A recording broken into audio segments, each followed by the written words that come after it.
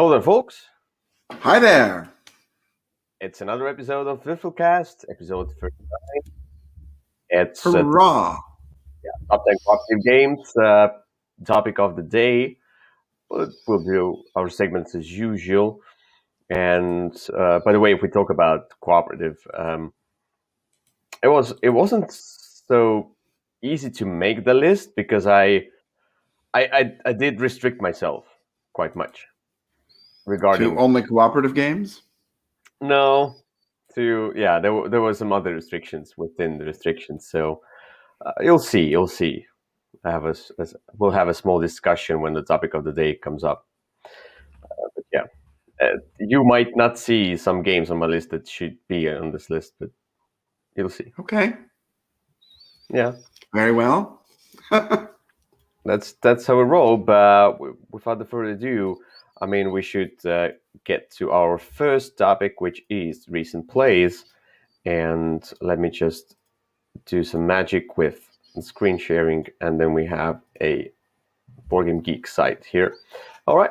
So, Kyle, why don't you start and tell me what you have played? All right. So my recent play just arrived in the mail, and I opened it immediately and got it ready and played it through a couple times now. The game is Burgle Brothers 2, The Casino Caper. So Burgle Brothers is a cooperative game that has been around for a while. It came in a box that was too small, but there was really nothing else wrong with it. Burgle Brothers 2 is the same game. It looks the same. It is played on only 2 floors instead of 3, which was standard for Burgle Brothers, although you could play it on 2 as an optional set of rules. And you're kind of doing the same thing. You're moving through this time it's a casino, and the playmats look like ugly casino carpets, so that's nice. You're trying to avoid the security guards, and you're trying to, I guess they're bouncers here, and you're trying to open one safe. And when you've opened one safe, then you reveal the card. You're playing it through a scenario, and the card will tell you what happens next. And that's almost like a Betrayal at House on the Hill style, right? You kind of read, and then it'll tell you the finale, and then you play through that, and you do something, and then you'll win if you complete the steps on that finale. So it's really the same as Burgle Brothers, other than that kind of twist at the end. And that twist at the end is kind of fun, but it can also be kind of random. And depending on where things, because you won't know what it is unless the first time you play through it, you won't know what the finale is. I mean, there's only 9 in the box, so eventually you'd know. But because of that, it can be a little bit, depending on where things are at the moment you open that safe, it can make the finale very easy or very hard. That's just really what I've noticed. I still enjoy the game. I do think I like the original better, just because it felt a little bit more controlled and less random. And the characters felt more distinct. In this one, you've got 3 gear cards that you can kind of unlock and use a certain number of times, and then they're done. Whereas in the old one, you had your abilities, and they were yours for the whole game. And I think I preferred that. That's not to say that this is a bad version at all. I like it quite a lot. The box is bigger, but it's still difficult to put everything inside. And it's a fairly enjoyable game. All right, yeah. I've not tried this one, so it's a new one. I do like Burgle Brothers, as you know, as well. So yeah, it sounds something you should try if you like the first one, and see if it fits you. Yeah, I mean, I don't know that you'd necessarily need both. And I like this one, and I like the first one. I just think I think I give the first one the slight edge. Yeah. I had some problems with the first one as well. I mean, yeah. It's a good overall game, or like the series, let's say. At least based on one game that I played. Well, all right. So my pick for recent play is the game that we talked about last time, but let's talk about a little bit more. Last time I chose it as a sidekick. Now it's going to be a main show, and Yeah, it's Nidavellir, and I played it again a few more times, and I showed it to one of the folks who is not a gamer. Uh, it takes him a little bit longer time to understand the different mechanics of board games. It's like it's basically like the casual player the one who loves to play Red 7 with me all the time. So yeah, that's that guy. But basically, the first time we went through the game, it's not so hard to learn and start playing. But he was a little bit confused by different scorings and things. Like he didn't really know how to what to concentrate on. And I already played the game before, so I knew a little bit more. But we played 2 games in a row, and the next game he crushed me because he was like, he got this game after the first one, and it was like, okay, he knows exactly what to do. And this is that kind of a game. So it's not particularly extremely high replayability in a sense of strategy and things. So, but in this game, you are bidding on those different cards from different taverns, and those cards have these are color coded cards, which give you certain points for like certain sets. Let's say one scores you if it has that amount of cards in it or ranks. Let's say. And that one scores based on the numbers on it. The third one scores based on numbers times the count of cards, whatever. Different ones. And there are also the special cards, which are the hero cards, and they are basically like extra icons, so you can score even more, or they can be just straight points, or they can be some special abilities as well. And the third game that I played with them, the second play I played with that person, is we put in the I don't remember the 3 heroes which are not recommended for the first game. There are 3 extra heroes. One of them is like you can bid after everybody bids. So some of these things, or the one who jumps from the column to column, because you create the columns of cards that score you, and one of the heroes just jumps from the column to column and can create those combos. Because the cool part about this game is that you don't only think about the columns themselves and the cards of the same color, but you also have to think about 5 different colors. If you have a whole row of 5 different colors, you can grab those hero cards, which are special, which are give you a lot of points, etc. Special abilities, whatever. And at the same time, during the first stage, especially because this is played throughout the 2 ages, basically, you have to think about how many cards you have in one particular color, because you can get some bonuses based on that of each color. And so this is all evolving. It sounds a little bit weird, sounds a little bit complicated, but it's really not. It just evolves around collecting cards within the cards and things, but it's all done through the coins. And these coins, you put them on your player board representing those 3 taverns, and you basically put a bidding down. And whoever has the highest coin on that tavern will get to choose the card first. And that's how it is. And sometimes if you really want to grab a certain card from that certain tavern, you have to bid high. Or you see that you don't have high coin enough, then you can also choose a coin 0. A 0 coin will make you go last, definitely. But the cool part Not about always. 0 coin, not always, yeah. If everybody puts a 0, but that'll be the tiebreakers. But the 0 coin makes you change the coins in your pocket. So you have 5 coins, 3 of them are for bidding, 2 of them go into your pocket. And then you reveal those 2 coins and you exchange the highest one for the sum of those 2 coins in your pocket. So if you have 3 and a 7 in your pocket, you put the 7 away and you take a 10, 3 plus 7. So, and that's how you raise your coins by bidding 0. You are getting an opportunity to do that. There are some cards and special abilities from the heroes that also can add value to your coins, so you can get higher coins and higher coins. But the coins themselves, they also score you points, and you can get quite a few points. At one time, the 25 is the highest coin, and I got 23, 24, and 25 all in one game. So I got like a ton of points. and it's just a great thing how you exchange coins for coins. And this is also like a small strategy, what coins you put in your pocket. So I don't know, it's just fun little mini puzzle in front of you with the coins, plus the set collection, plus the interaction. And it seems like there's not much interaction. The interaction is within a what you call hate drafting, but it's not really hate drafting, because I don't feel offended when somebody drafts a card. It just, they went first and they chose one of these three cards. I also had the chance to put a higher coin there. I didn't.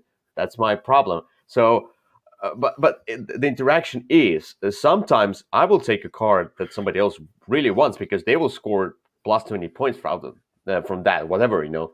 So there is that kind of interaction.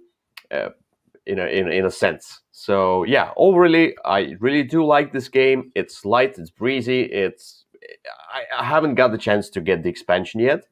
That you said adds few more cards, but not a complexity as it is. So yes, a few more things, not just more cards. There's some different things you can do when you take a card, but it's not very which is many more great. rules.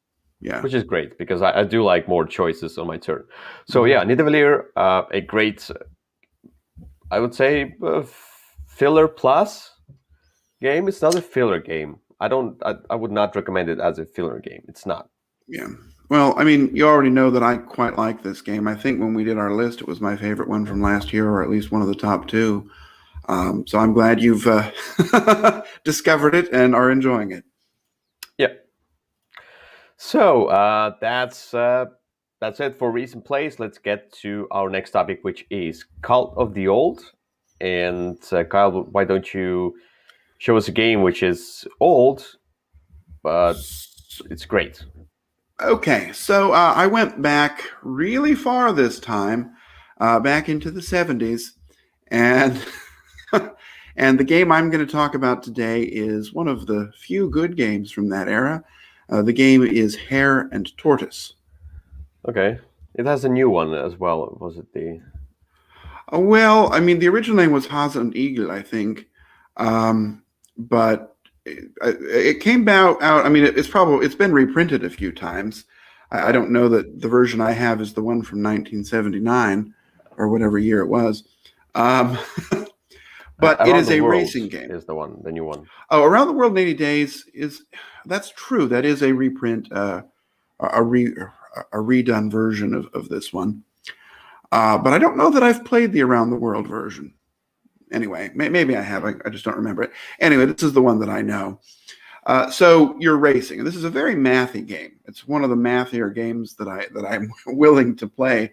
But on your turn, so you're trying to get to the end first, really. And on your turn, you can move as far as you want. You just have to spend a number of carrots equal to whatever value it is to go that many spaces. And the formula is pretty simple. The first space you move costs 1 carrot. I think the second costs 2, and then the third costs 6, or 3. There's some sort of mathematical scoring, and there's a table that helps you if you can't figure out the math yourself. But really, that's what you're doing. And then when you land on a space, it will do different things. So you can pick which space you want to land on, which will help you get what you need. Then there's another rule that you can't have very many carrots. This is the story of the tortoise and the hare gets to the end and takes a nap. Because at the end, if you have too many carrots, you can't cross a certain threshold. So you have to kind of sit and waste them if you've hoarded them too much along the way. So there's you want to run out of steam at just the right moment. So there's a little bit of planning that goes on.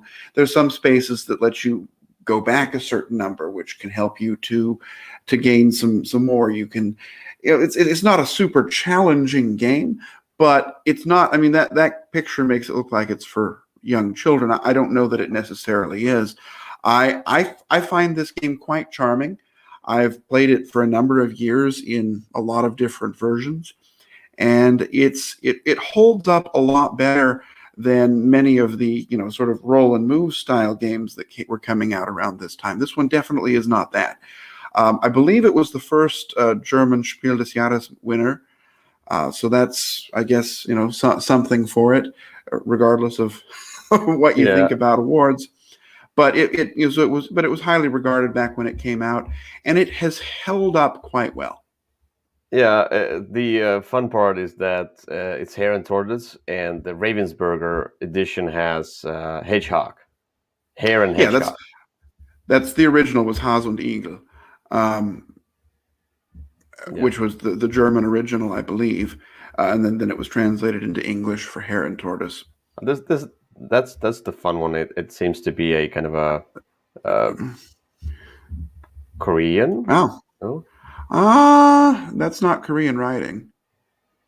Or is it I think that's Mandarin? Chinese writing. Okay. Yeah. Yeah, I'm not sure about the let's say I'm not the biggest professional on different languages, Asian languages. I'm sorry about that.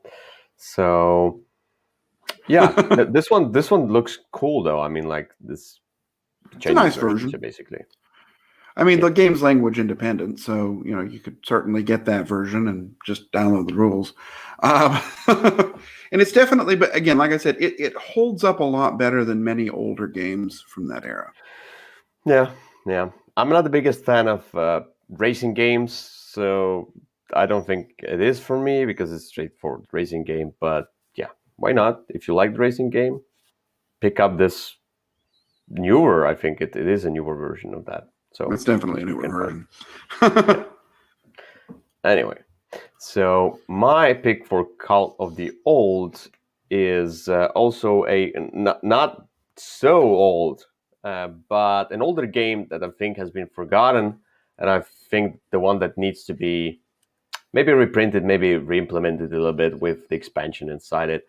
That's Voluspa.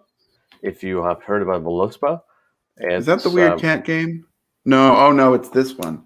Okay, yeah, I it's remember. Hmm. it's a cool it's a cool tiling game where basically it's Norse mythology, and you have those different tiles that have numbers on them and some powers as well. So when you put down tiles, you score for them. If you put down a tile which is the highest numbered tile in a row or a column, or like basically both, you score points based on how many tiles there are in a row and a column. So, but there's different tiles, and they're one through 8, I think. But different tiles have the lower numbered ones have special abilities. For example, Loki. Everybody next to Loki becomes a 0 tile, and the wolves, Fenrir, they are greater in pack. So basically, if you have all wolves in the same row or a column, they are summed together, and that's what their strength is. And Valkyries, the green ones, they are great when they are on the edge of each row or column, basically, etc. So there are all those different things that are going on. I think I don't remember exactly, but I think the dragon gets you to replace a tile, whatever. I don't remember, but I really do like this light but thinky, abstract, strategic kind of a. I don't even know. It says it's the what was the name of the original? I don't remember the called. Not Yukata, Kachina. It's like an abstract game called Kachina, so it's based on that, and it has the expansion, and it has some like tiny extra expansions, basically extra tiles in the main box as well, so you can mix and match and do the different uh, settings of tiles. But yeah, it's Yeah. it's it's different. I mean, like it's so abstract, it's so easy to learn and teach, but it's so nice to bring it out. I don't have it anymore, but I mean, like I would definitely get it back into my collection and just bring it out casually to play with even a family or some other casual gamers, or not gamers even, like whatever, whoever is there, because it feels like a domino style game. It feels like something like that from the classical era, because I don't know if Kachina, what's the Kachina? They said it's, Oh. 2009. Oh, what's that? Okay. Ah. I do like it. I mean, like, it looks nice. It looks colorful. But yeah, ogre, Okay. koshari, chief, sun, and wolf. Okay, that's cool. But anyway, Hmm. Voluspa, uh, go check it out if you have a chance. Yeah, I remember I played it at one point.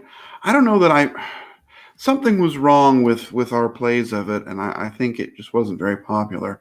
Maybe because it was abstract, and abstract games kind of have a little bit of a higher threshold sometimes that they Hmm. need to pass.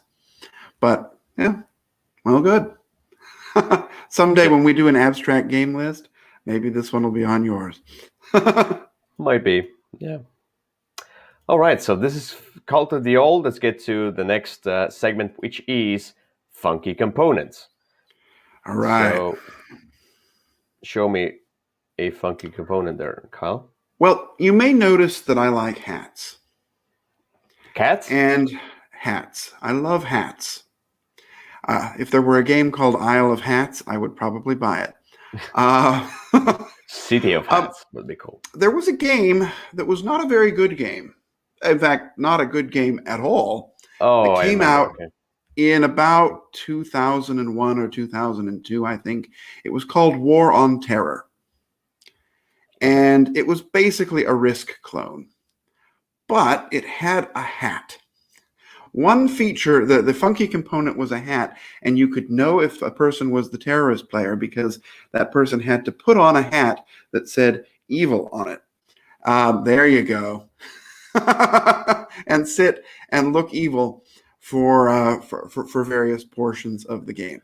It Okay. was kind of a gross component, especially if you played with people you didn't know.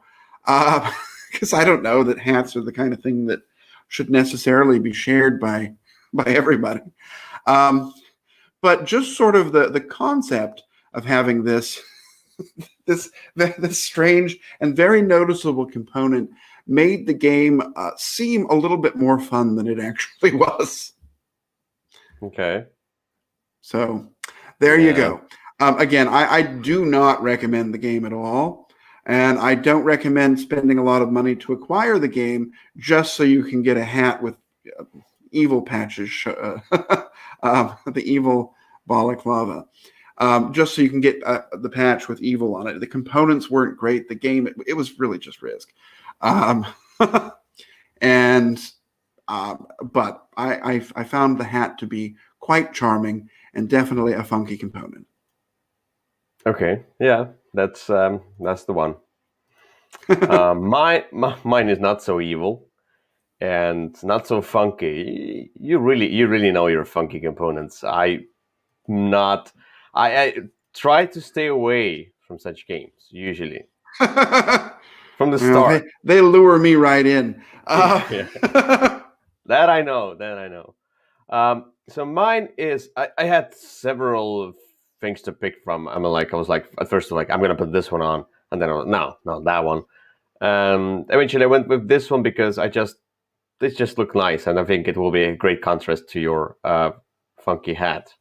Um, you all know the game called Simurg, and Simurg it says plastic, but Simurg has it's the game itself is not extremely great, but it has this cool acrylic pieces, half plastic acrylic thing going on there, and these are the dragons. So the soldiers, yeah, the spear, whatever, but the dragons, I really do like. This is basically a worker placement game, but it's basically the main thing about the game is resource conversion. All you do is convert this one into that one, into that one. And it's not the best one. It has problems. I would have loved it to be more thematic, more about dragons, but it was extremely abstract and just symbols upon symbols and whatever. I mean, like they need to re-implement this game. Okay, leave the theme as it is, but just make it cooler. Like make the worker spots cooler. But uh, putting down those dragons on those various spots on the cards or tiles, which are basically like a progression where you go down with your dragon. These dragons look really really cool. Um, I like them. I don't know if it's shows somewhere else. Yeah, here you can see different shaped dragons. So I don't know. It was just funky. It was cool. It was different. So Yeah, I never played that game. I remember it was kind of hard to find, and then I remember it. I don't know. I kind of lost interest in it. I mean, that was from the old version, the old company that then someday NSK became games, Boards yeah, and Dice, right? Yeah, yeah, NSK and they've games. they've kind of improved a lot since they made that transition. So But yeah, NSK games. They were a separate company. I think from Romania, or something like that. Half of that. Romania and Poland, half Romanian, half Polish, I Yeah. think. So, but yeah, Andre, I think Novak or whoever was, they were like, yeah, half Romanian. So, and whoever did this, it was the Italian designer who did this game, and they were doing.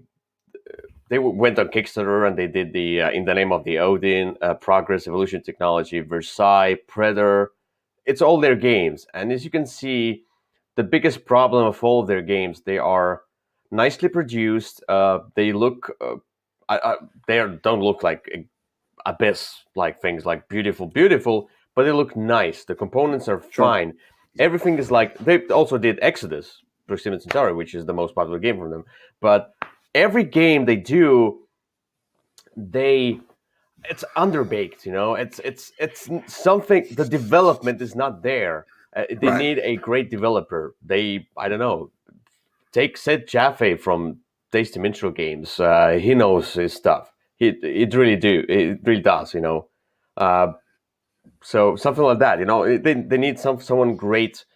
But then they basically uh, went together with Board and Dice. So basically, Board and Dice kind of bought it. I don't know how it went, but they I, kind of I I don't know either. I just know that one kind of evolved into the other, and something no magical happened at that point. Board and Dice was a separate company from the beginning, and Board and Dice Okay. just took NSK Games under their wing, basically. So NSK Games merged into Board and Dice, but Board and Dice was the one initially who made Pocket Mars, In Between, and a few 5 minutes, whatever, Chase or whatever it was. So I know them from the start, from Essen, when they just were starting. I know them from Essen. So Philip as well, so who made Mandela Stones. Yeah, but then yeah, it's good to Hmm. see them merge so they can get out something better. But yeah, anyway, it was about There we funky go. components. Yes, it was. I just had to. I just I, kept I it. know you I can't kept it control yourself. inside me. Yeah, I kept it inside me because I was always looking forward to their games, and I was always disappointed by how underbaked they were and how great of a mechanics and ideas they were. It was Oh ah, yes. Sometime we'll talk about my long and complicated relationship with Mistfall. Um, yeah, but Mistfall LB, that's the one. But I mean, like, really, Versailles, Predator, really cool mechanics, really great ideas, but just not tuned enough. That's what ticks me. no. Okay, but Mistfall, Anyway, yeah, that's just, it was okay. Anyway, we have calmed down. At least me, I've calmed down, and now we're going to get to our topic of the day, which is top 10 cooperative games. hurrah! So I wanted to talk about this one from the start because look, when I looked at my list of games, my favorite games, that's how I go through. Like that's how I find games for these different top tens. I just go through my favorite games from the highest rank to the lowest rank, and then see what happens. With this one, I tried to restrict myself, not only because it's needed. I know what you did, but for example, I'm not keen on putting semi-cooperative games Oh onto the no. list because if they have a strong traitor mechanics, for example, great example is Dead of Winter. Dead of Winter is so um, it feels like you're doing your own personal thing, even though you are cooperating, but it's not enough feel of cooperation there. And also I didn't put on the list the one that you probably think I would. Maybe you did put it on the list. Uh, escape room games are the ones that are separate genre for me, and Chronicles of Crime, which is a great cooperative game.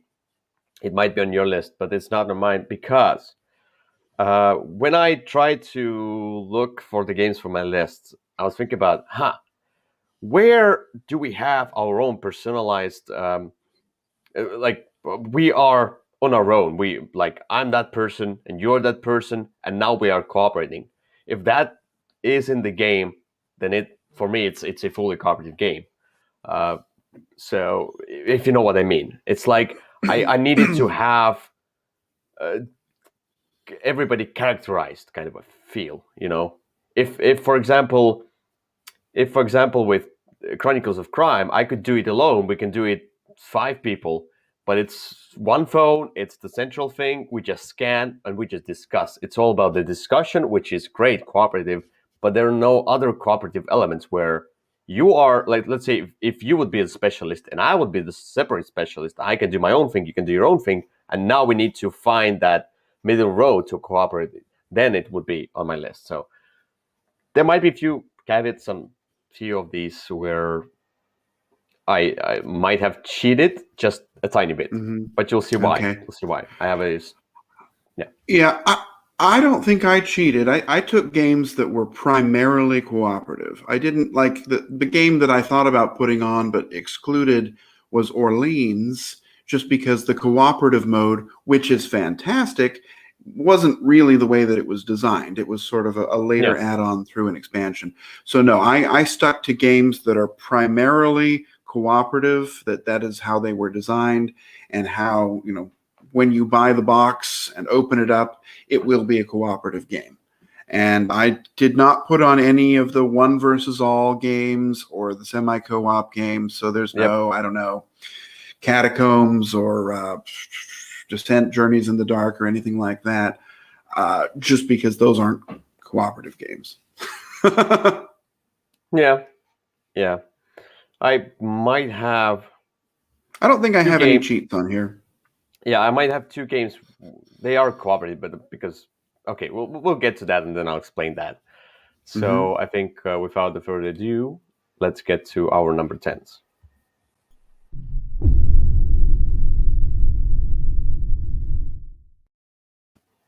Whoops. Number 10. Right.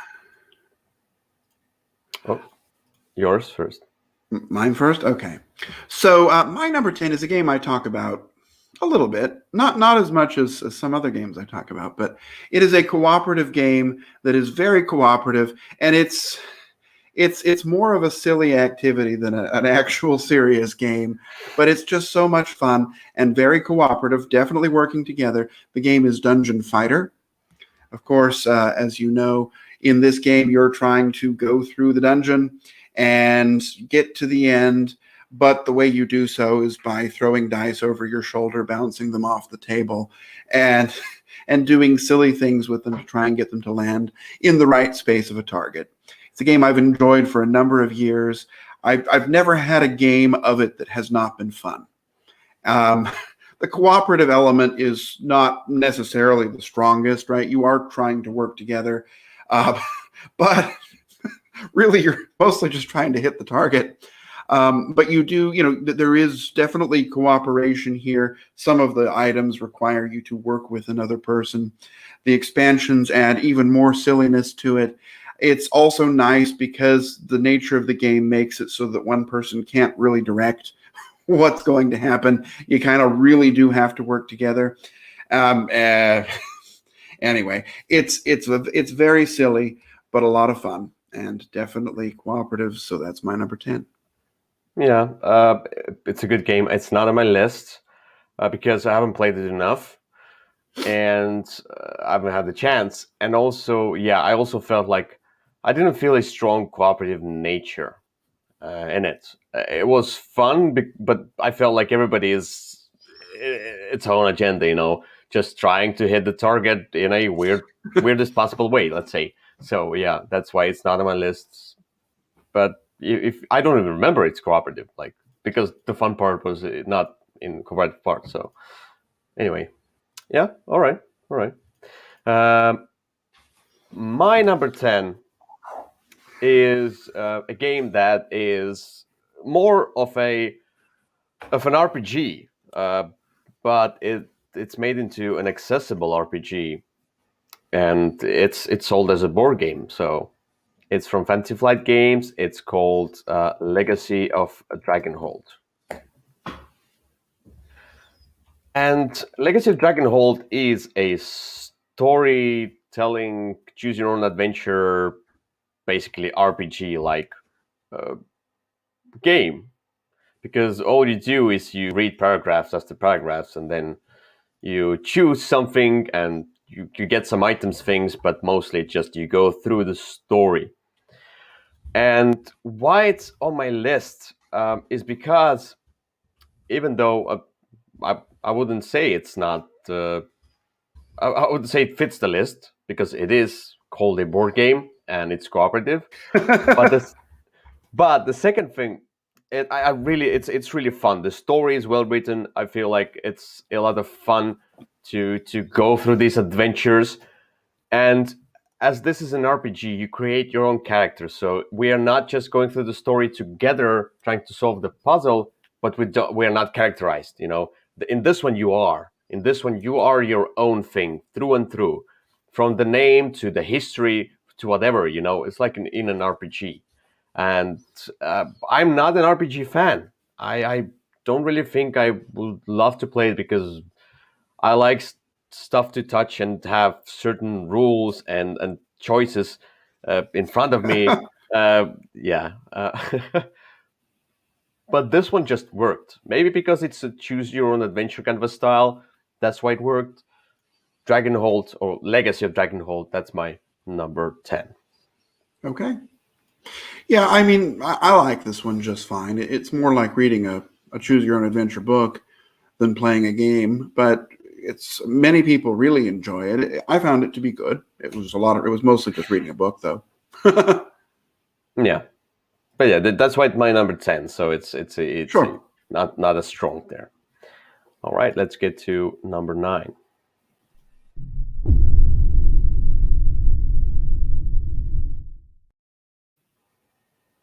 Kyle, what's your number 9?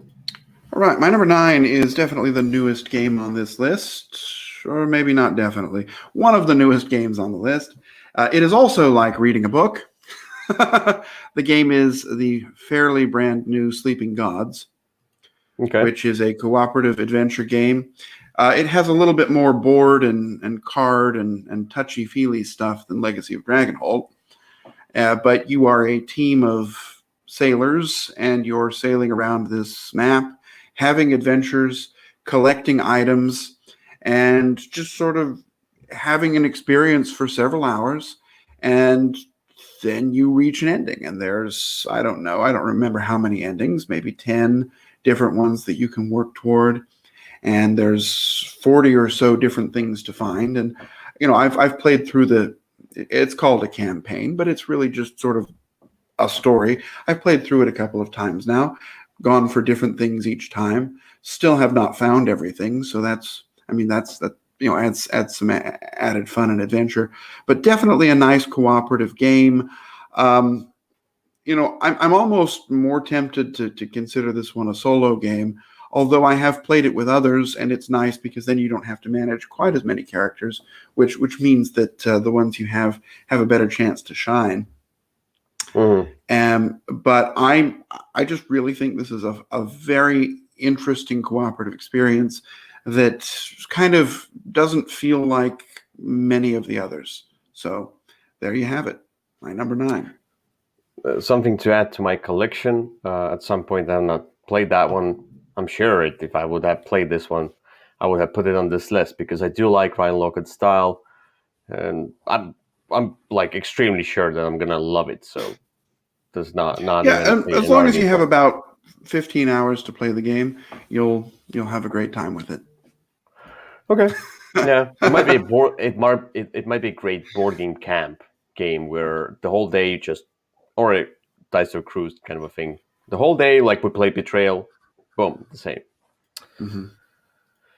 All right, so my number 9 is definitely a cooperative game, and it's a stressful cooperative game. And I had several ones to put on this list. I was going between three games.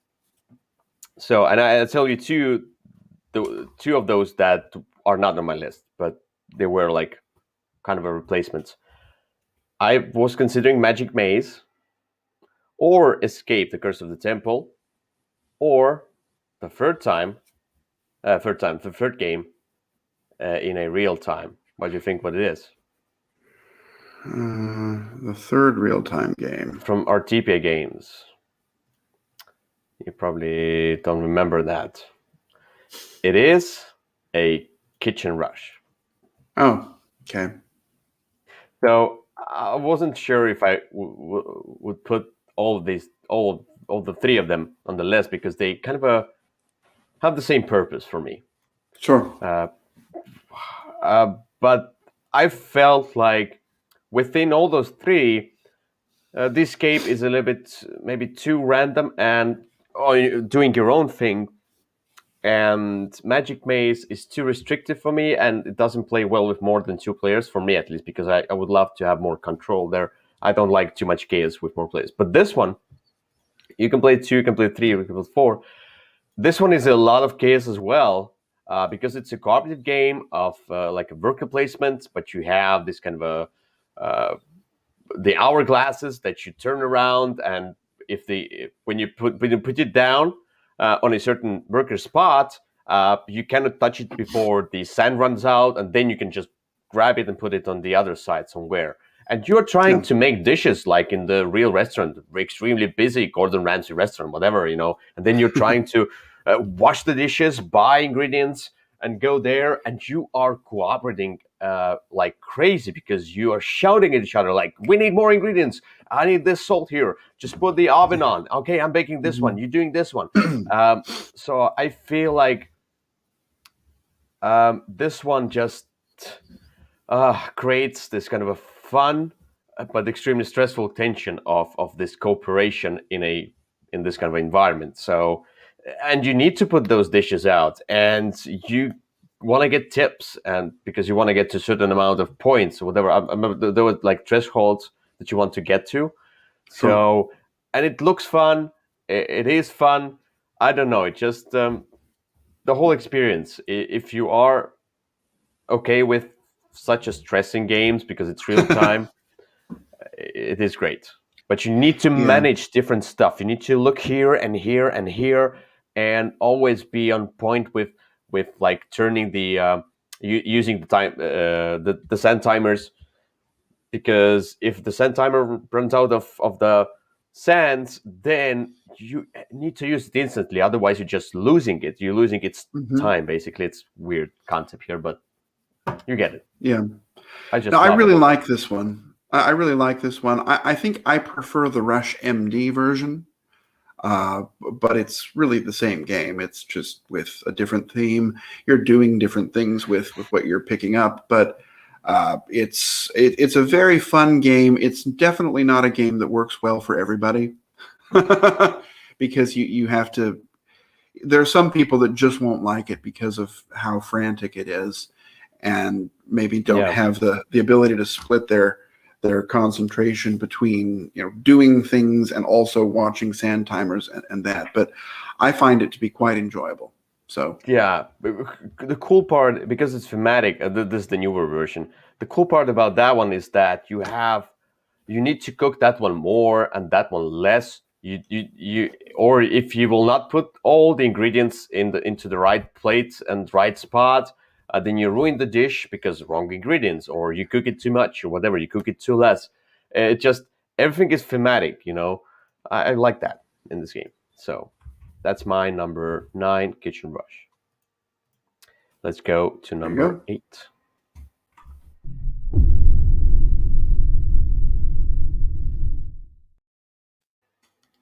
All right, what's your number 8?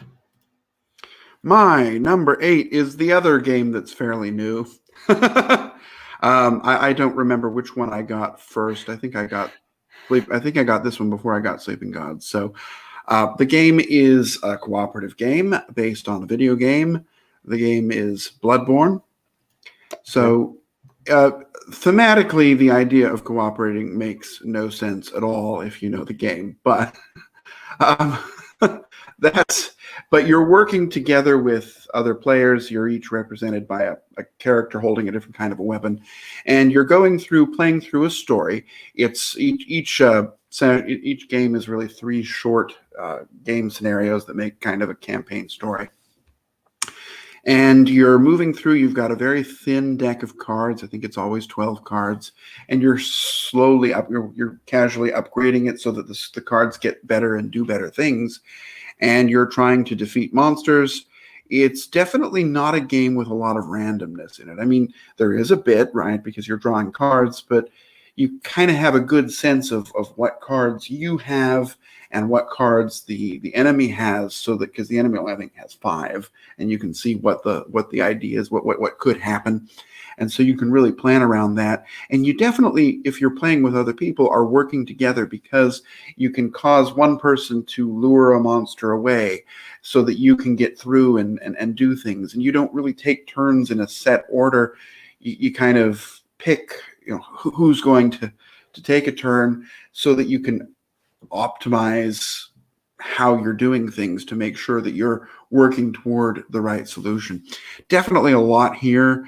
A really good chance to uncover a cooperative experience in a world that's kind of dark and scary, but also the game itself and the way that it all comes together is really quite enjoyable. So that's my number 8, a cooperative game called Bloodborne. Okay, yeah, never played that one, so even a video game, so no comment here. All right, my number 8 is a game where I said I didn't put any semi-cooperative games here, but this one is, or one versus all, but this one is a hidden traitor game in a very light sense. The traitor is so it's so light. It's nothing but a small nuisance, because the whole thing evolves around the cooperation they're doing together. And I'm talking about Obscurio. And there is a ghost, basically, or like what the librarian, whatever. And that person is a bit different, but they are also cooperating with everybody else who is trying to guess the doors. Yeah, and there is a trader amongst you who is trying to pick a door, which are basically those rounded cards, which is similar to the right door where you need to go, at least trying to do so, and trying to mislead you. But you don't know who it is, and because you are cooperating and you think you're all on the same team. So, but I mean, the trader aspect is very tiny. The trader just chooses a card, and if they're lucky, then yeah, they can mislead somebody. But usually when I played and I was a trader, people were misled by all the other cards, not the ones that I chose. They were just misled by the cards. I mean, like, because all the art and things, it's just hard to do. And they were like, I think, because this game has traps as well. And the traps are the things that makes life harder for you, for the investigation team or whatever they are, to choose the right door. But these traps are not controlled by trader at all. It's basically, these are like random things that pop out. And I feel like the traps themselves, the NPC, the game itself is a traitor, not the traitor in the game. So it totally feels cooperative, and I just like how speedy and how fast it is compared to Mysterium, which is also a fully cooperative game with the ghost and the investigators. But in that one, you can look quietly at the cards and then just pass them around, and it's also quiet and can be too long. Obscurio just doesn't give you enough time because it's time based. It's real time based, but it doesn't tell you exactly that you can you have only 1 minute. It's not like that. You can spend more time if you want to, but the more you spend, the more traps you pull out of the bag, and the more difficult it will be for you next round. So yeah, it's a cool Mysterium like deduction game, let's say. Yes, all those things are true. I'm not sure it's really a cooperative game, but hey, I guess it's your list. Isn't it? Well, not entirely, because one person is working against everybody else. I do understand that, but this one, if you play this one, the trader, what does it do? I mean, like it's not like in this one, everybody still works together. In Dead of Winter, you Mm-hmm. have personalized goals. It makes it different. Mm-hmm. But in this one, Okay. no, no.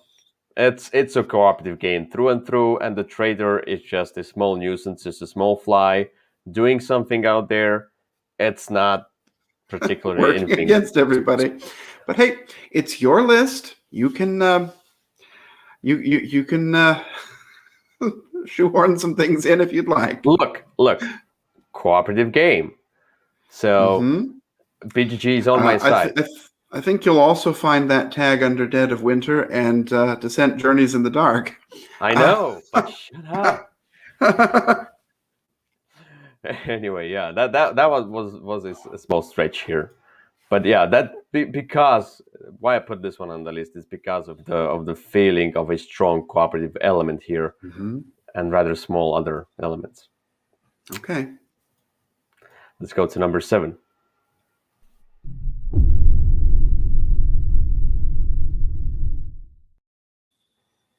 All right. My number 7 is Summoner Wars. Uh, you're cooperating to have an enjoyable playing experience. In actuality, Uh, my number 7 is a cooperative game. It is the real-time cooperative game. It's sort of the equivalent of your Kitchen Rush. I like this one. I find this one works a little bit better. The game is Project Elite. I find it works a little bit better because the frantic real-time element is broken up by some time to kind of think and plan, and so it's a little bit easier to get people in because and you're also not managing different times happening at different speeds and rates, but it has this nice real-time dice rolling, almost like Escape Curse of the Temple, except you're trying to do different things with the dice and defeat the aliens and get certain objectives and work together and call out, hey, yeah, I need you to help me over here and come over and roll a gun and put it on this spot. Fun things like that. But it's a really good real-time cooperative experience.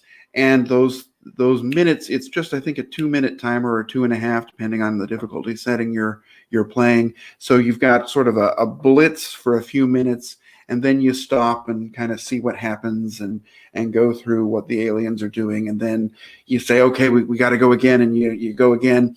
It's a very short game, win or lose. You're going to do either one pretty quickly, and it's a really good working together feeling as you're just trying to get out there and get things done. We talked about it last time because it's a game that I would gladly play with the max player count, just because that sort of removes a little bit of the brain processing that one person has to do, because there's just not time to go everywhere and see everything. So it really works well in a cooperative sense. yeah, okay. Yeah, not play this one. I'm not sure I want to, but it's your number 7.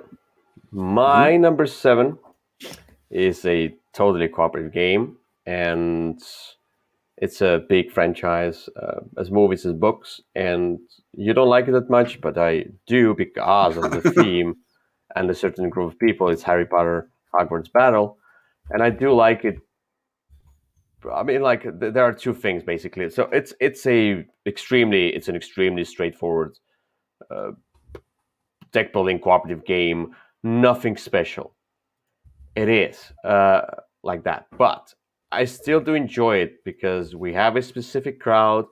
We have 4 players who are fans of Harry Potter. So if you're a fan of this theme, and we're all 4 of us, it kind of elevates the experience for all of us. I don't know why or how. It just the group of people makes the game more enjoyable than it is eventually. So if I would play it with somebody else, I would be that's whatever. I've played with them and it's great. I don't know why. That's how it is. But this is you have cards. Everybody is a character from Harry Potter. and you're buying new cards so they can give you more attack and more coins, and you can sometimes roll dice which give you all the same, and you have health, and there are villains who beat you, and some event cards that beat you, and you're trying to restore your health and trying to beat all those villains, the pack of villains. And as you go, it's a campaign based game where you go from scenario 1 to 7, where you add more and more cards, more and more villains. They become stronger, they become better, and the cards become better. And eventually, yeah, it's just deck building whole thing. And there are also 2 expansions. The first one we played already, one game of it. It's the monsters box, whatever, basically about the monsters, and it's extremely hard. I mean, like, this one is really hard. And but the second expansion, which I do have as well, expansion with potions and things, they say that it balances things out and makes it even better. So I really do look forward to playing the potions expansion, because they say it just makes the game better. So Hogwarts Battle, my numbers. Harry Potter Hogwarts Battle, my number 7. Okay. Well, there you have it. I don't know that I find that game to be all that compelling, but we've discussed that before as well. So Let's go to number 6. mhm.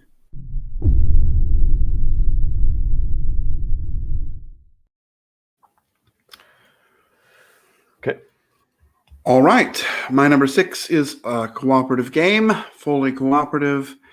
It's loved by many people. I love it too. I do find the setup a little bit daunting, but the game is Gloomhaven. Or, the Jaws of the Lion version of it is perhaps a little more Yeah. accessible. But I think, the sort of full flavor Gloomhaven, it has a little bit more to it, which I quite enjoy. They say it's a solo game, another cooperative one. Well, it is a game you can play solo, and if you play solo, though, you have to play with 2 characters, unless you use you can buy a special set of solo scenarios that you play with just one.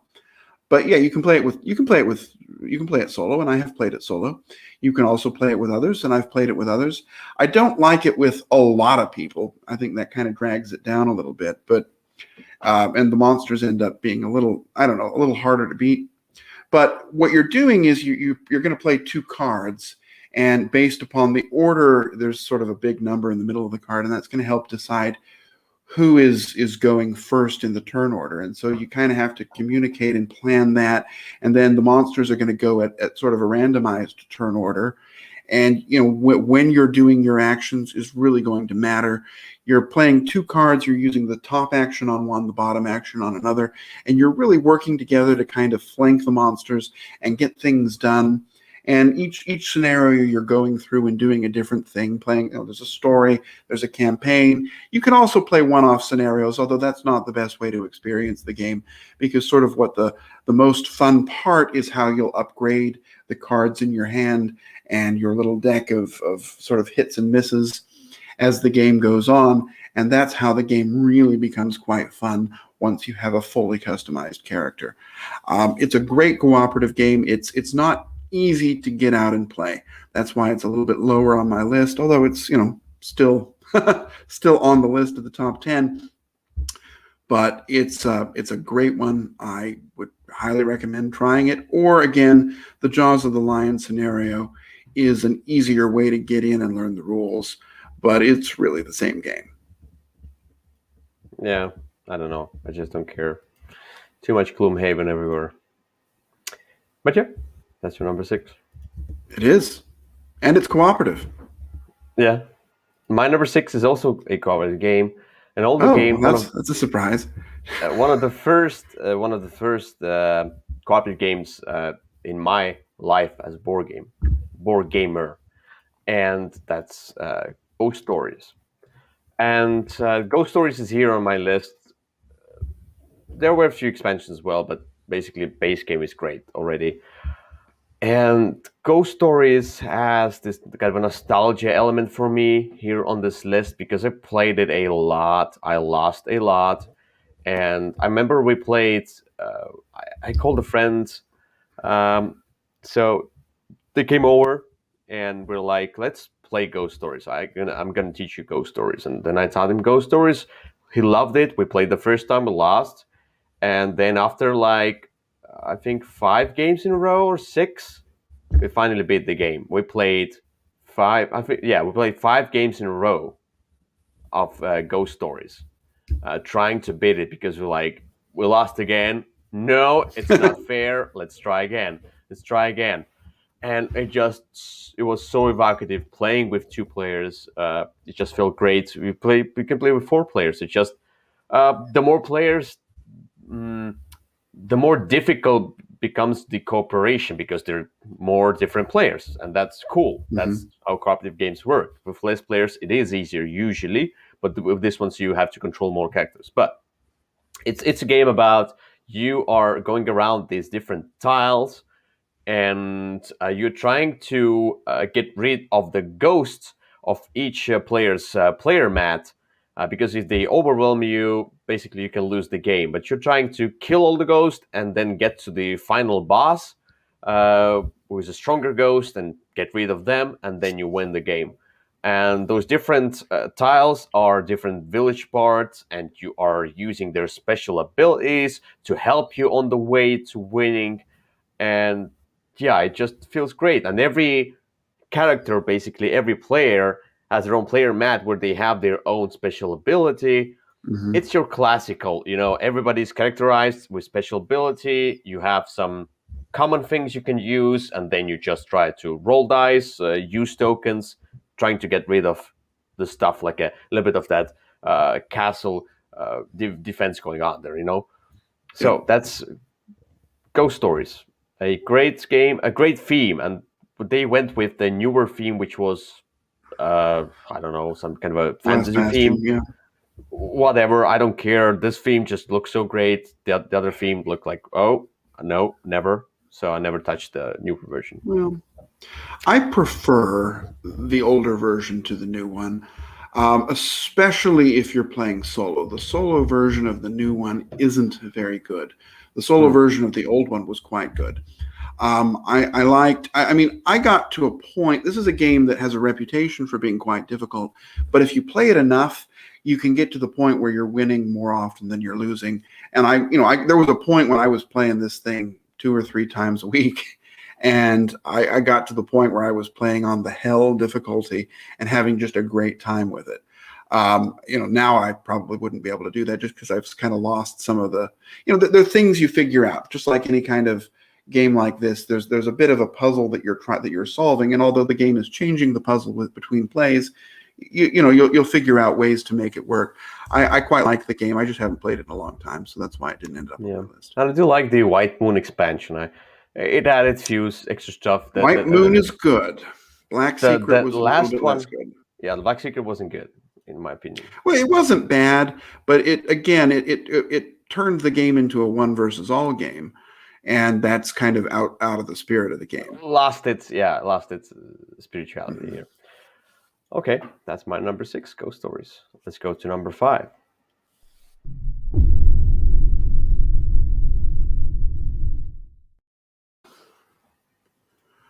All right, number 5. Number 5 is a game. There's 2 games that kind of feel the same, and I picked the one that I am more likely to play just because it doesn't have some of the long campaign story burden that goes with it. The game is Marvel Champions. Okay. So it's sort of your classic game where you have a villain who is doing something bad, and you take a hero, a team of heroes up against that villain. Early on in the game, I was a little bit less enthused by it just because there weren't enough villains. There were only 3 in the box, and it got pretty same. And they were kind of all versions of the same character. It got very samey very quickly.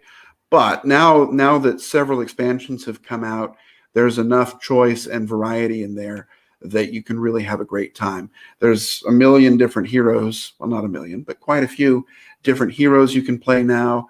And the developers have done a great job at making each one feel very different so that you have different experiences you can play.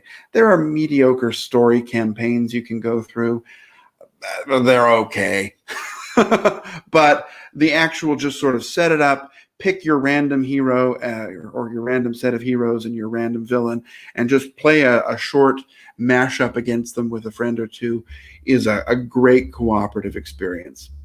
And hey, there's some deck building construction that you can do if you want to sort of customize and fine tune a deck. That's not really what I enjoy doing. I just like to play the sort of the stock decks out of the box and have a great time with it. But it is a great cooperative experience. What was the other game that you considered? The other is Arkham Horror LCG. No, I would ban it from cooperative. Well, it's a cooperative game. Yeah, that's the thing. Because I was you're thinking about working together with someone else. But I didn't put that one on my list just because of the long story that you have to play through. You can't just set it up and play one scenario. I mean, you can, but that's a subpar experience. Look, this one is 1 to 4. I would argue that Arkham Horror, the card game, is a cooperative game exactly because I think it was designed. It's 1 or 2 players, and I realized that you can play 1 or 2, but I think it was designed as a solo game more, and that's where I say that Arkham Horror LCG, yes, you can say it's cooperative. It's hard. I'm not going to argue. For some, it might be cooperative. For me, though, I like to play with 2. I felt like it's a solo game, and it's not good for this list. Otherwise, it would have Arkham been Horror on this. is good on a solo as a solo game. Although I have played with more than 2. I think I've played with 250 in a special scenario. But Yeah, again, I didn't put that case. one on my list just because I think this one is a better sort of standalone cooperative experience. Okay. My number 5 is another fully cooperative game that has a great staying power and let's not say abysmal rules, but the rules that make you suffer at some point, and of course the difficulty that makes you suffer as well. And we're talking about Robinson Crusoe. And Kyle is out of the loop. Are you there? No, I think he's out. So let me talk about this one until Kyle comes back online. So Robinson Crusoe is a game about cooperation on the island. You go through scenarios. This is all the components, and you discover an island, and then you are trying to build the different things, like Robinson is on the island. Build a raft, build a kettle, or whatever. You all have your different roles, like a cook or a soldier or a whatever hunter. I don't remember exactly what they all wear. And you have this great mechanic of a deck of cards, which are basically like event cards, and you go through these events and you choose how you respond to that event, and then eventually it can bite you back. It goes into the main deck of events, and you shuffle these, and then it can come back. And yeah. Oh, Kyle is again over here. Yes, I apologize. I see. I don't know what happened, but I seem to have a technical problem there. But I'm back. Yeah. And I was talking about Robinson Crusoe, and Crusoe. you were calm, and you appreciated my pick on the frozen kind of a still screen, and thank you for that. And eventually, as I realized, when you got into the studio, there were 2 Kyles. Yeah, it was like you had 2. You were doubled here. Something happened. Who knows what happened? Robinson Crusoe is a fine cooperative game, though. So there you go. Oh, you probably heard everything I said, yeah? Sure.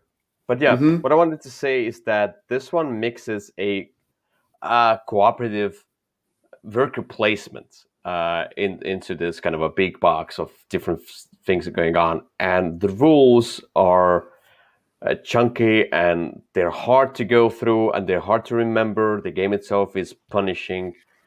But if you want this kind of a great adventure experience, this is one of those games that can give you that. There you go. Let's go to number 4.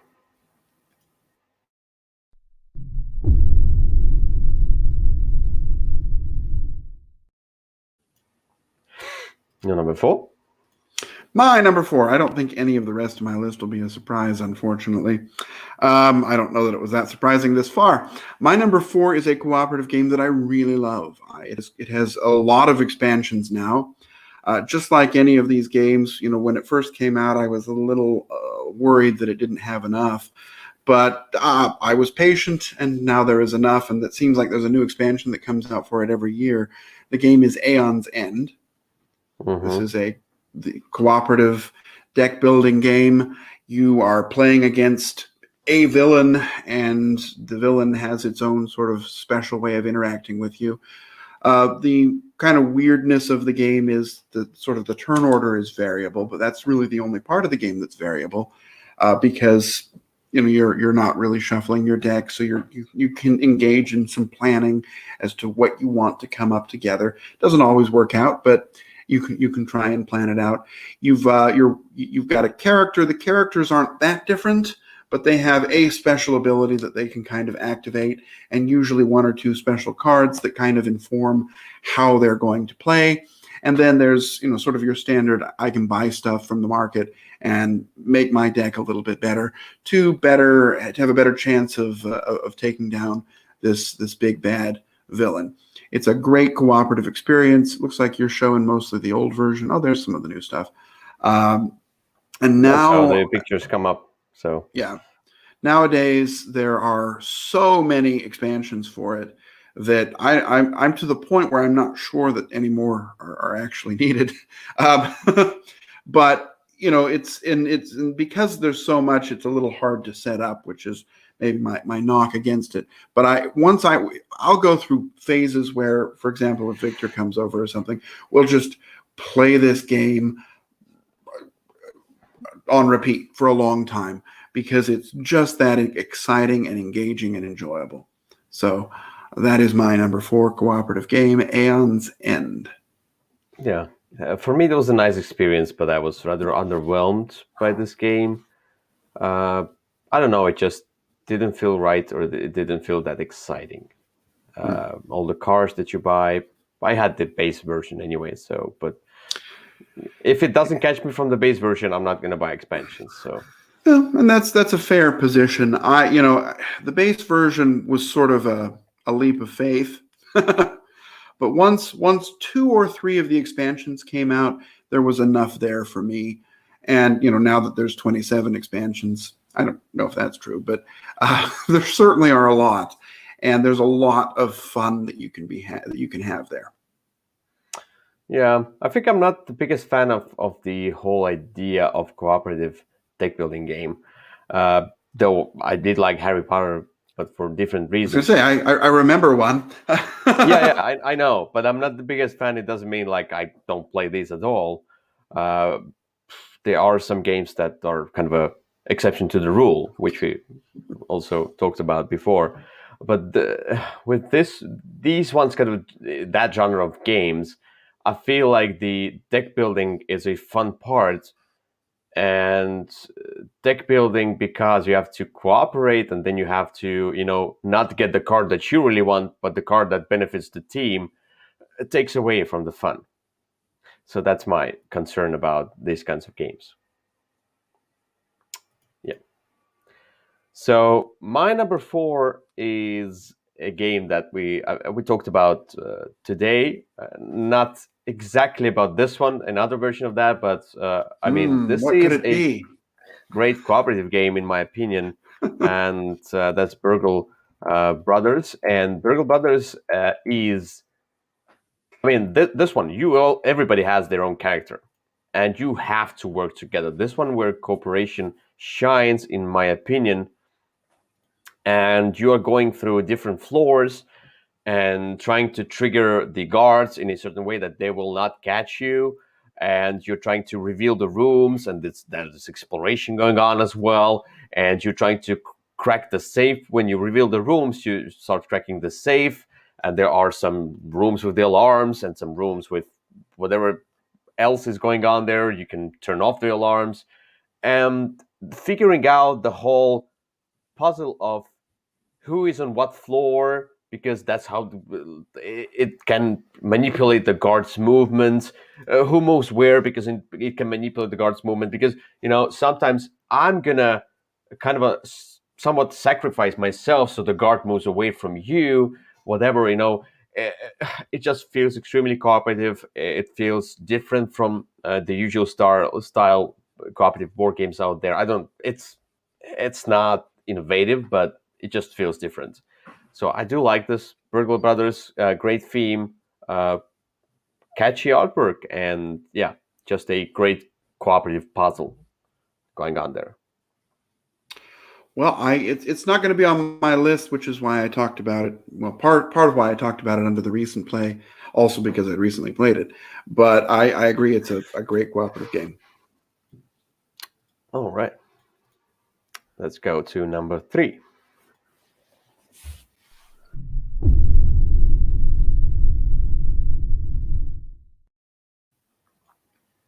All right. So surprising everybody, I'm sure. My number 3 is a cooperative game. We talked about a cooperative deck building game. Now we have a cooperative dice game. The game is Too Many Bones, where you are working together to take down a tyrant, and you're doing so by tactical combat on a on a 16 space grid. What you're really doing is each character has a set of different dice with different abilities, and as you go through, you're gradually unlocking different dice so that your character can do different interesting things that are going to benefit the team.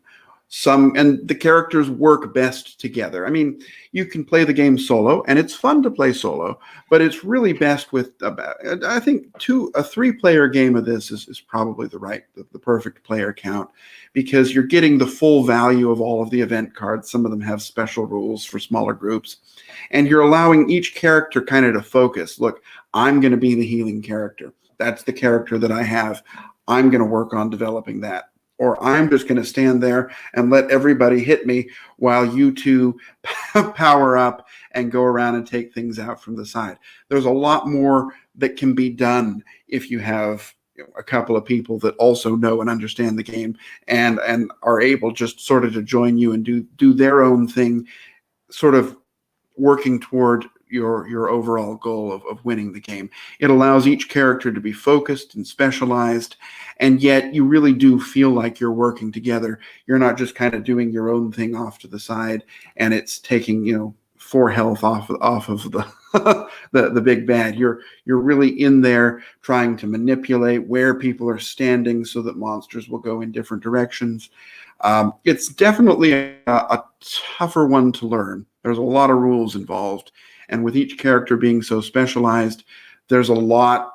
It's difficult your first play to kind of get everybody onto an even footing so that everybody can feel like they're doing what they need to be. But if you're able to invest the time in it, it's just one of the best cooperative games out there. Yeah. All right. Nothing I played, but okay. It's also extraordinarily expensive and difficult to find. So All right. So my number 3 is a game that's no surprise. It will be on my list, and it's a cooperative game. And there's one element where there is a common pool of resources and kind of a characters that you use, but you still play as your own kind of a player. Uh, the Last Expedition.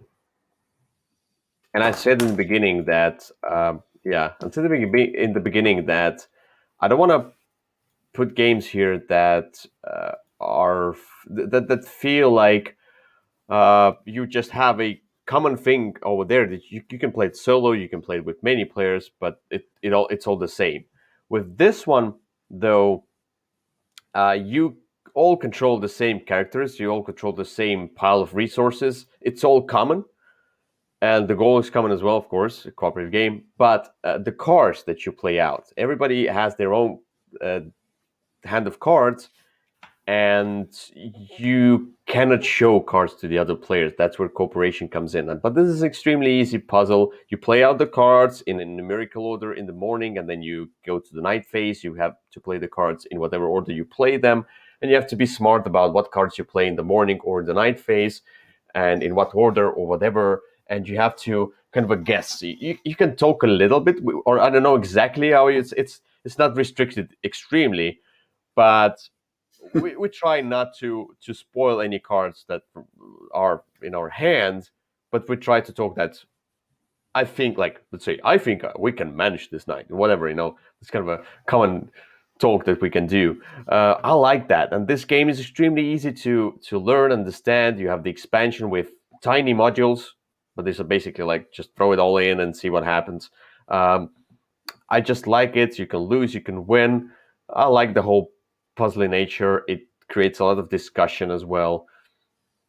Just fits the theme and fits the backpack really easily and into the backpack. And you can. Sorry, fits into the backpack. I wanted to say, and you can take it anywhere. The theme and fits the backpack. Yeah, I forgot to put in. But yeah, you can play it anywhere. I played it on a terrace on a sunny day. I played it at home. I played it everywhere. So, I know this is one that you really like. I enjoy it. I mean, I don't know that it's my favorite game by any means, but there's definitely a lot there. I can see the appeal. Yeah. All right. So here we have it. Let's go to number 2.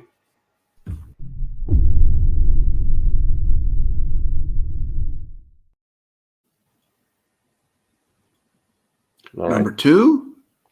All right. Ready for a big surprise here? My number 2 is another difficult game to play. The game is Sentinels of the Multiverse. It's one of my very favorite games of all time, one of my most played games ever. It's a game that's it's compared a little bit to Aeon's End, although it's a very different experience. But what you do is you take a team of characters, of superheroes again, and you're going up against some sort of villain who's doing a nefarious plot. And each character has a different deck. I mean, just you're playing cards and using those cards to help you beat the big bad. There's no deck building going on. You're just sort of using your abilities. That's what your deck represents. And you're trying to, you're going to play a card, use a power, and draw new cards. I don't know how many characters anymore. There's just so many, and they're all very different. And if you pay attention to the company, they've spent a lot of time developing lore and backstories for it. The villains are all different and fun and interesting, and based on some other comic book villains from other properties. Sure, many of them, but still, they have their own personality. The game itself is very difficult to process at sometimes. That's its biggest drawback. Just because there's a lot of, I need to remember that this bonus applies here and this bonus doesn't apply there. And because it's this turn, some sort of special effect is happening. So there's a lot of that, and it's definitely not for everybody. Because there's so much going on, it works better if you have more people than just one. Just because then you have more people to help remember and process some of the data inputs that are going on. But it's just such a fascinating way to play a superhero story. And more than any other game on the list, the story of what you're playing really does come through. There are lots of material for it now. And it's one that I continue to enjoy, even now, 10 years after it came out. Yeah, that's what you said. It's hard to process. It's hard to keep track of various things, and that's why it just went off. I mean, not went off. It's went off my list of games that I do enjoy because Sure. it took away the enjoyment I to understand. to do all this stuff. I agree. This is not for everybody, and it is a game that some of the sort of it's a game you have to play a lot to be able to play properly. Yeah, There's definitely more of a learning curve in this game, and that's not with how you win; it's how you actually make the rules work. yeah. But I did Than really many like other it when I games. played it. But yeah, it just kept bugging me. So there we went. You know. There All it right. went. Yeah. My number two is by no surprise. I think you considered this one to be on my list. You know, you we, Hmm. you probably were thinking it would be lower on my list, but it's really high up here. It's another story game where you each have your own characters, and this is a full cooperation and a story blended together. It just feels great, and that's Time Stories. I'm shocked. Yeah. But yeah, Time Stories you can play through the base game. Basically, each game is one scenario. Basically, you have to buy new scenarios, and the base cycle. Let's say the initial cycle has 10 scenarios, and then you go into the blue cycle. I only played the first one of the new cycle, the Hadel Isn't that the only project. one that's out? No, the Midsummer is also out. Oh, okay. Midsummer, whatever, the Summer Night. I don't know, but whatever, something like Alice in Wonderland type of thing. Probably, I don't know, maybe not. It just looks like that.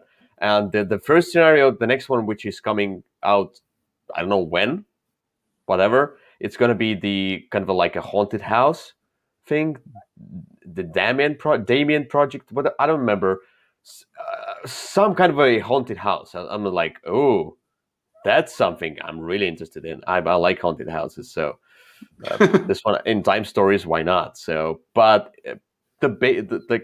this first scenario that you get in the box, the asylum scenario, is the best I think in this whole cycle because it blends together the story trickery because they trick you into going somewhere you don't need to go and you lose time and puzzles and everything. It's wholesome and it's all about you go in, you don't know nothing, you start exploring those panoramic pictures and going to different locations, trying to figure out what's going on, and then trying to do right thing in order to progress in the story and etc. And you lose time, and when you have lost all the time, you go back, you have to reset, Groundhog Day, you start over. But now you know some information, and some information, if you go throughout the game with some scenarios as well, so some information stays with you even if you go back and you reset the game. Like now you already have an updated card, so now you can go to that secret location you discovered in the previous run. So you do runs, and it's all great. I When you play all these 10 scenarios and some of them are a little bit difficult to understand, maybe you miss a tiny detail and then you go back and back and back. It can become a nuisance where you have to do a run again, reset this. Too much. Now the blue cycle has re-implemented this one into those crystals and things, and if you can keep those crystals coming and going, like you can manage to do everything in one run or maybe two runs. So it's not as annoying. I do like Blue Cycle more. Some people said it's worse. I say it's much better. It's like they implemented, they made the system work for, let's say, for this kind of a gamery environment. Hmm. Because the Groundhog Day is cool if you watch a movie. I mean, like in the game, it can become a great nuisance when you have to reset and reset and reset. It becomes because you've seen it all. Why do I have Uh-huh. to reset? I want to go through the story. The story is what is the key, to this game. So, Time Stories, a great cooperative game. If you can look through that Groundhog Day type of thing, then what I did, I just enjoyed the stories. I enjoyed the different elements, puzzles, things. I just enjoyed exploring characters, who they are, just different pirates, North, whatever, the Antarctica, whatever, the Asylum, some kind of a Dungeons and Dragons style thing going on there. The noir movie, the Manson one. I don't remember what it's called. Anyway, Versailles, like the Paris, whatever. It's all. It's just also thematic, and that's why I enjoy Time Stories. My number two Okay. cooperative game. Yeah, I mean, I've said I've kind of moved on from this one, and I think if you like time stories, I think you will love Solo Destinies. Solo Destinies is it has that sort of same reset thing. This only the solo scenario has it, not the sort of multiplayer non-cooperative version. But Solo Destinies gives you that same feel, but Mm-hmm. without being as frustrating. Mm-hmm. I can see. All right. Yeah, why not? Maybe I'll try it someday. Let's go to number one. Okay.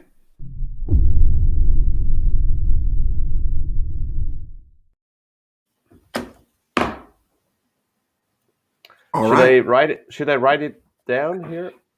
I You know. probably can. It's I'm not. I have nothing if not consistent. But well, there you have it. Well, look at what you know me so well. My number one is indeed Spirit Island. Okay. This is just a I game. I just mean, had to. it's well, it's a cooperative game. It works well solo. Look, I won't lie. I've played it a lot solo. But when you're playing cooperatively, you're really benefiting from a lot more of the game because you're getting all of the different interactions. Some of the characters and Mhm. abilities work better if you have someone else to do them with. Uh, in the game, you're a nature spirit and you're trying to kick all of these annoying invaders off, colonists off your island by scaring them away or killing them in a variety of ways. And there's now, with the two expansions, we're probably at the point where I don't know that more is needed. I think there's enough in the game. Um, but you've got a bunch of different options for different characters. There's scenarios you can play. Like if you don't just want to kick the invaders off the island, you can give the invaders a special ability, so they're a little bit harder, or play some sort of a scenario where you're going around discovering treasures, or a lot of different ways to play this game. And most of those are just in sort of the basic box, so you don't even need all of the expansions, although they give you more stuff, so why not? It's a fantastic cooperative experience. It is a tough, just like Sentinels of the Multiverse. This is a tough game to play. It is a hard one to learn. It is a game that is much better to have taught to you than to have to figure out from the rules. Um, but once you play it, if you're willing to commit to playing it a couple of times, it can be a very rewarding experience. Once you learn how all of the pieces of the game, how the game mechanisms are going to work, then you can focus on, okay, now I see what I need to do. I Yeah. need to make sure that this area is empty on this turn so that this area will stay empty on this turn. And the way I'm going to do it is I have this ability and I have these cards and these combinations of symbols, and I can sort of make myself useful to the team. And you can say, look, friend who's playing with me, I really need your help because I need to clear this area, and this is why. Is there anything you can do to help me? I find that cooperation to be very enjoyable, and it's a challenge. It's a tough game to learn and to teach. But if you get people who are already familiar with it and understand how it's working, it can be a really rewarding experience. Yeah, that's why it didn't struck me because I can see people love it, but the upkeep, the difficulty level of not just learning, but the difficulty level of the game itself, and lots of elements you have to go through and process, not even learn, but process and keep an eye on. It just it felt for me it's too much. I'm not the biggest fan of such cooperative games anymore. I had Robinson Crusoe on my list. I did love the game. It's not in my collection anymore because it was nostalgia. It just because the upkeep and relearning whatever, it's just too much. I want lighter cooperative games nowadays, but it's just my taste. I just but my number one, you'll see, it's not a light game. Not at all. Okay. All right, great choice and extremely predictable. If you know Kyle. I'm very consistent. So my number one, and as I said in the beginning, I have a cheat or two, and this might seem to you like a cheat, but I will explain to you. I will explain to you why. This game has two modes, and the way I love to play it, the way I, let's say, fell in love with the game, is a fully cooperative mode. And I would recommend to play fully cooperative. You can play whatever, but yeah, this one for me is a cooperative game because I love to play this mode more than another one. And this is Nemesis. Now, if you think about Nemesis, this is a Aliens the board game, basically, yeah? And if you think about Nemesis in a way that the competitive mode, okay, now this one is all pimped up, but whatever. If you think about it as a competitive mode, it's not really competitive. It's semi-cooperative, and there's no traitor amongst you. You all have personal objects and goals, but in the ship itself, you are fully working together. You have to. You just have to. Otherwise, you'll be killed instantly. So it's like Dead of Winter, where everybody has there, but in Dead of Winter you also have a traitor. In this one, you don't have. It just you have your own personal motives, but you work together with the whole team, and you are doing it for the great cause, or whatever you think in your head. And it also feels extremely cooperative, even if you play the initial mode. But I love to play it cooperative mode, where it is fully cooperative. All of the objectives are right there in front of you, and you are just trying to survive and get these objectives done. And another great part why I like this cooperative mode is because you can revive other heroes.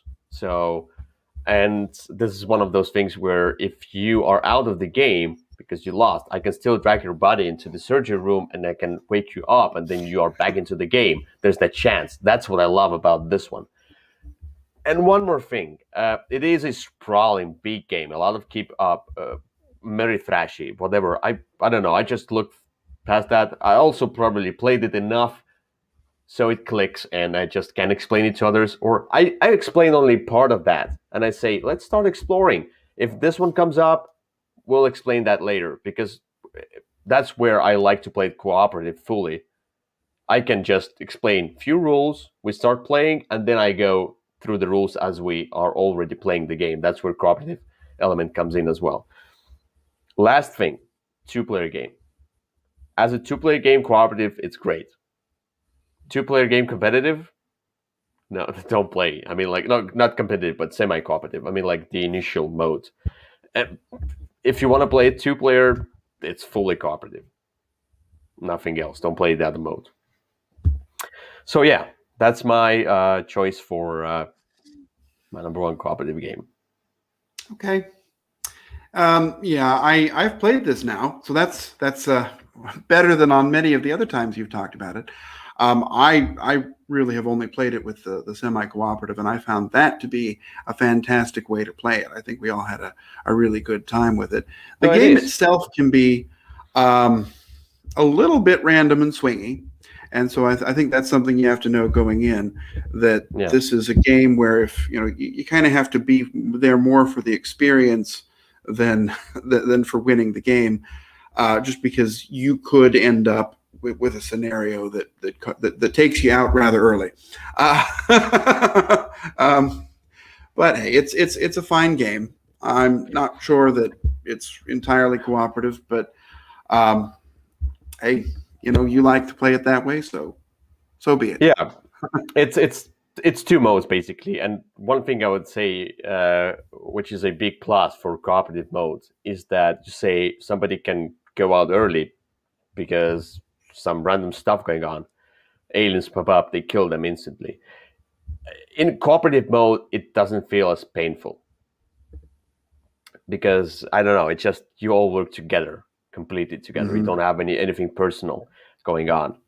So, but Nothing even when personal. we play, yeah, even by the way, when we played the semi-cooperative version, there was one guy who just went out, not really early, but mid-game basically, and they were just cheering for the others to survive or whatever, to do their stuff.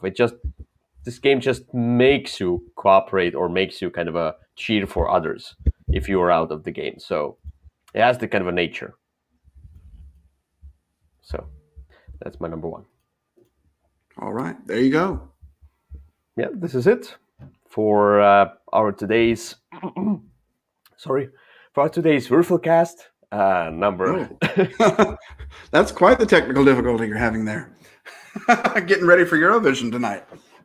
I know something went down my throat, but yeah, this is episode 39, and we are going to be back. I don't know. We have to look at the schedule. We're going to be back soon. Yeah.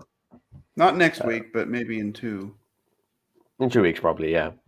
So be back on that regular schedule, and the topics we'll see. We're going to get to that. You just look at our channel. Eventually, the live event thing gonna pop up, and you see whatever the topic is. But it was fun. We're gonna get back to it. What? I said it was. It was. And it will be tonight because we talked with Kyle as well. Europe, at least Europe, does this thing which is called Eurovision, which is not in America, but it's. I mean, like, it's not entirely Europe because you have Australia. And it's more of an event than a geographical restriction. Yeah, and it's the first time in a long time that I have not been there watching it live, so I'm a little sad about that. That's one thing I was always thinking about. Why not have America as well? Why was not USA on there? Well, the USA is opening its own version next year, which is going to be terrible. But I see.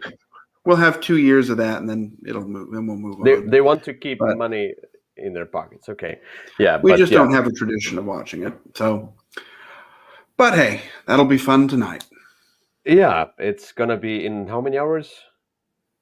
Well, it's at 9 p.m. European time. So, is it 9? Oh, well, it's 9 Central Europe. I don't know. I think it might be 10. It's 10 for us, so it's gonna be. It's in 6 hours. About in 6 hours, right. You can watch it on YouTube. It's live, 3 live stream. I think. In the US, you can watch it on the Peacock streaming service as well, if you happen to have that. Okay, so go watch it because Eurovision is fun. You can criticize all the songs, and they're all terrible. Not all. That's true, not all, but many of them. Oops, I had this one. I had this banner. Let's get it away from here. Anyway, thank you for watching, and we'll see you in another episode of Würfelcast. Bye. Bye.